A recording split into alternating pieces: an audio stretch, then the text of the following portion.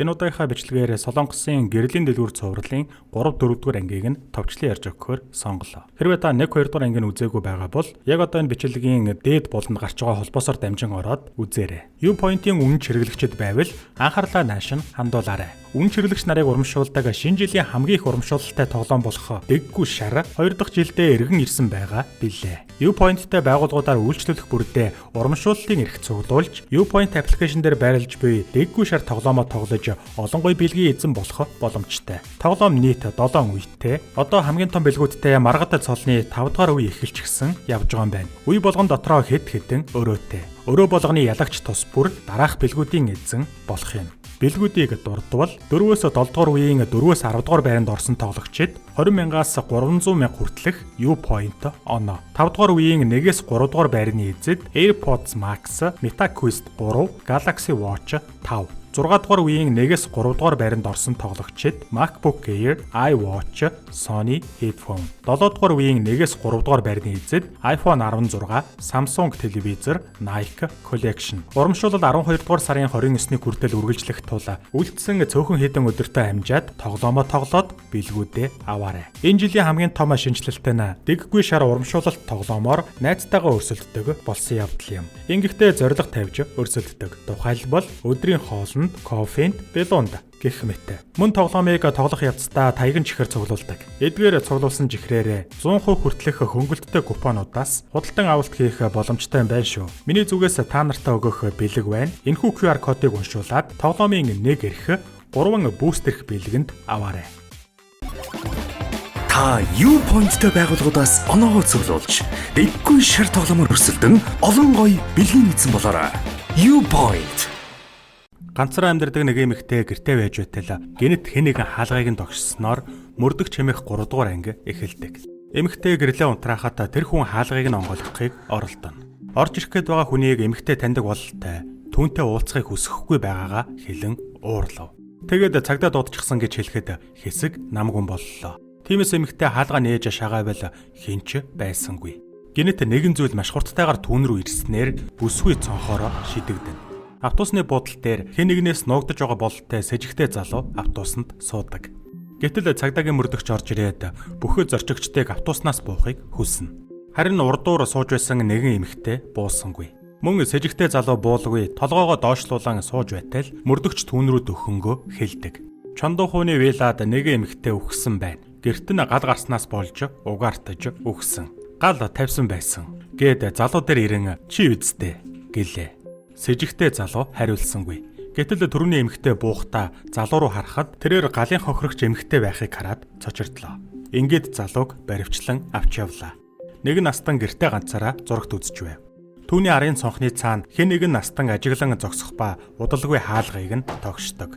Мөрдөгч соншиг ширээндээ сууж байхад түүний ширээн дээр Хянжууга ангийн сурагчийн зургийг хатгсан харагдана. Тэрээр шатсан эмэгтэй хэргийг харахад хэргийг хаасан байлаа. Соншиг асаагууртаа хийш ахсан ч ажилсангүй. Энэ үед мөрдөгчийн туслах нэгэн залууг мөрдлөгийн үндсэн дээр гэмгүү гэж үтсэн тул гарын үсэг зурулж байхыг хардаг. Энэ нь түрүүний насны үхлийн хэрэг байсан ба хэргийн газар хэн нэгэн саяын эрхтэйг харсан гэж хэлснээр түүнийг байцаасан ч хэрэг биш осол байсан гэж туслах мөрдөгч тайлагнана. Шинжилгээний дүгнэлтээс зүрхний шигдэс болсон гэдгийг нэмж хэллээ. Мөрдөгч соншиг хэргийн газарт ирэхэд цагдаа нар осол гэж үтсэн болохоор гэмт хэргийн газрын тууцыг татаагүй байв. 2 цагдаа мөрдөгч соншигыг хурцгаараа ой тогтоолтоороо алдартай. Ганцхаарсан царайгаа огтоо мартадаггүй. Жижиг зүйлсийг ч сайн сандаг гэдгийг ярилцсан.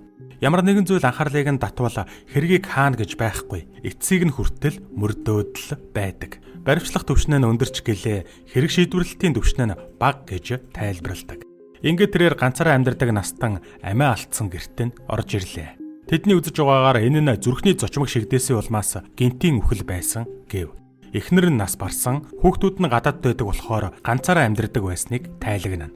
Соншиг настанг ажиглаж хэрвээ үхлийн шалтгаан нь зүрхний шигдээс байсан бол зүрх нь аимшигтай өвдөх ёстой. Гэтэл яагаад тэр ийм тайван харагдаж байгаа юм хэмээн асуудаг. Сүншиг утсыг нь шалгахад өөр хачирхалтай зүйлс байсан нь үхэхээс өмнө хүүхдүүд болон ачаа зээн нартайгаа нэг нэгээр нь ярьсан байлаа. Мөрдөгч гэртээ ирээд ариун цэврийн хэрэгэл харан эхнэрийнхээ жирэмсний тест барин инээж байсныг санана. мөн эхнэрийнхээ хамтаар хүүхдийнхээ нэрийг сонгож байсан үеийг ч боддог. Суншик настангийн хэргийн тайлан хянаж байхад туслах нь шүүх шинжилгээний эмч эрүүл мэндийн түүхийг нь хараад задлан хийх шаардлагагүй гэсэн. Гэр бүл нь ч бас хүсээгүй гээд хайртай хүнийхээ биеинд хутга хүргэхийг хүсэхгүй шүү дээ гэв. Тиймээс зогтсыг ар гэрээхэнд нь өгч хэрэг хаагдсныг тайлгналаа. Нэг л биш санагдсан тул Суншик хүргэлт хийдэг хэд хэдэн хятад хоолны рестораныг шалгана. Орой болтол шалгасаар тэрээр нэгэн жижиг рестораныг олж хүргэлт хийдэг мотоцикл нь нэлээд бохирдсан байгааг анзаардаг. Тэрээр дотгошоо орж хоолоо захиалаад рестораны эргэн тойрныг ажиглахад хүргэлтийн захиалгууд байлаа. Тэрээр эзнийг нь өмнө нь цагдаагийн хэлтэст гин буруугүйгээд гарч авсан залуу болохыг танина. Суншик хүргэлтийн захиалга авдаггүй, аппликейшнд танах байгаагүй гэхэд эзэн залуу үйлчлүүлэгч нар өөрсдөө мэдээд захиалчихдаг юм гэж хариулдаг. Хоол идж байхдаа Суншик настны утасны жагсаалтыг санааж гинэт ерөөсөө захиалга өгөөгүй юм байна. Эндээс сонны дуун хэтэрхий хол биш үү гэж асуухан тэр. Сонны дуун настны гэрээ байдаг газар. Гэтэл эзэн залуу хол шүү дээ. Жажамён нялцаачихна гэхэд Суншик Жажамёны талаар яриаггүй шүү дээ гэж хэлнэ. Тэгэд мөрдөгч өвчнөр өгсөн ч гэсэн надад бол сэжигтэй байсан юм. Царай нь тийм биш байсан. Хэргийн газар худлаа ярьдаггүй юм гэлээ. Эхний сэжүүр нь настан баруун гараа ашигладаг хүн байхад удирдлага нь зүүн гарынх нь хажууд байсан. Тиймээс хэнийгэн ирээд явсан биш үсттэй гэж бодсон. Хоолны хүргэлтийн хайрцагны мөр үлдэж мөн настны аман дээрх толбоно Жажамёны амтлагч байсан. Чи бидтэй гэв. Гэтэл тэрээр ягаад өөртөө хүндэтгэлгүй яриад байгааг бас Суншикийг яг юу яриад байгааг нь ойлгохгүй байгаагаа хэлнэ. Гэтэл Суншик түүнийг ажиглаж байхаас өөр арга алгадаа гэж хэлээд тооцоогоо хийгээд гарч явдаг. Ингээд Суншик хэрэгүүдээ ажиглан шилээ майчсаар. 1 сарын дараа нэг эмэгтэй гудамжаар зогтааж араас нь мотоциклтэй хүн хөөж байгаа бололтой. Гэнэт Суншик мотоциклтэй хүнийг унгааж дуулганаас нь барьж зам руу хэд хэдэн удаа зохин дуулгыг тайлахад өнөөх хятад хоолны газрын эзэн залуу байхан тэр. Суншик түүнийг дахиад хүн алах гэж байна уу гэд хадагтай зүгээр үү гэж асуухад залуу тэр хүүхэн харагдж байна уу гэж гайхна.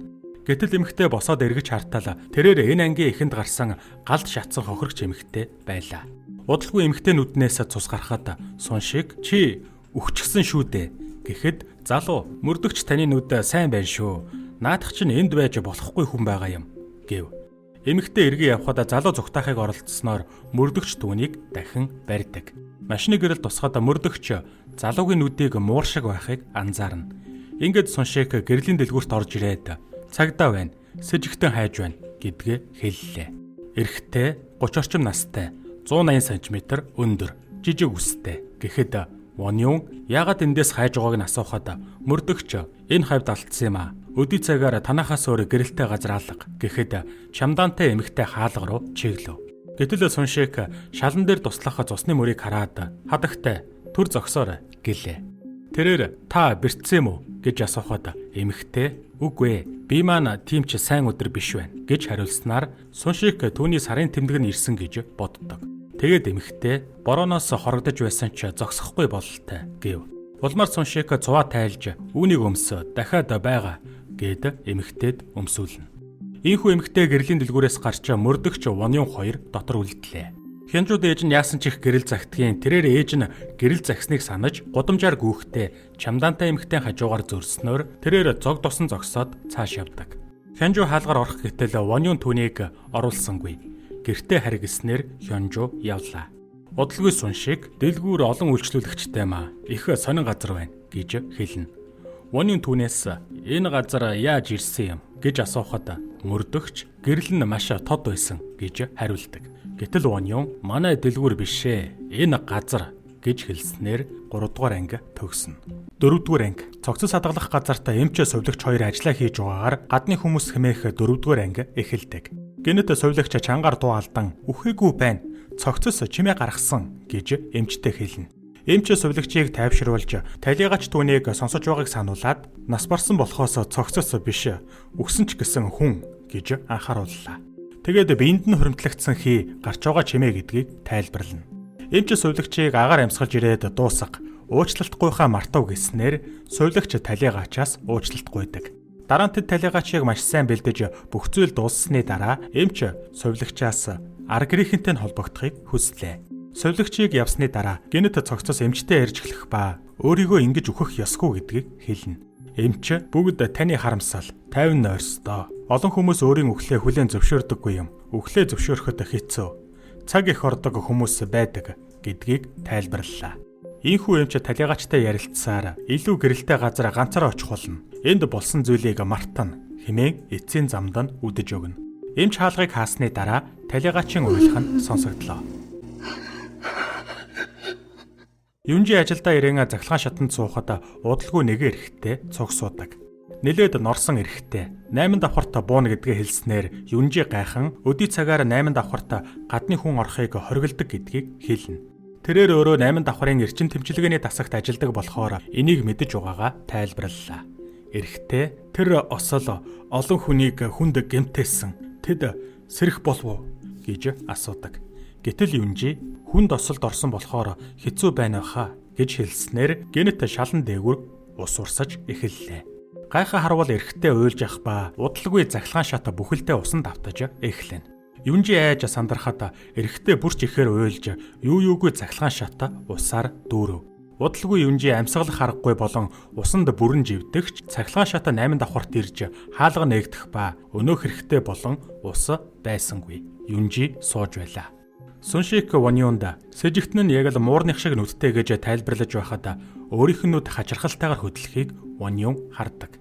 Тэгэд Воньюн энэ газрыг яаж олж ирсэн юм гэж асуухад Сүншик өдий цагаар энэ газраас өөр гэрэлтэй газар байгаагүй гэж хариулснаар Воньюн дэлгүүр бишээ энэ газар гэлээ. Сүншик сэжигтэн скутер унж байсан болохоор чимээгээр нь дагаж энэ газарт ирсэн гэв. Воньюн скутерийн дуу сонсоогүй гэдгээ хэлснээр Сүншик дэлгүүрээс явахар шийднэ. Гадаа бороо орсоор байгаа тул Воньюн түүнийг бороо зогсдол дэлгүүрт хүлээж бай. Магадгүй хайж байгаа хүн нь ороод ирэх юм билүү гэдгийг хэллээ.